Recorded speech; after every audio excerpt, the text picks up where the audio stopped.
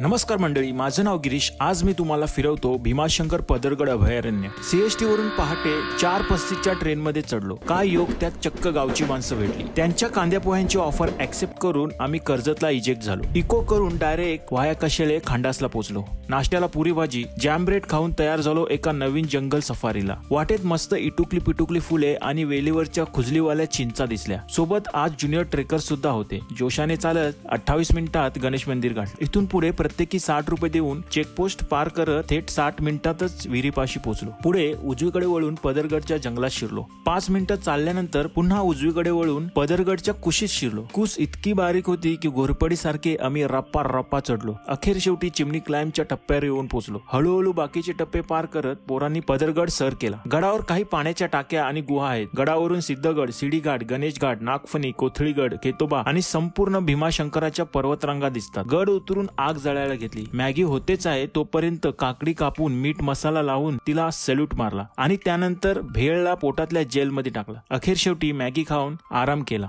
आता पुरतं इतकंच। भेटू पुढच्या वेळेत, तोपर्यंत बाय बाय।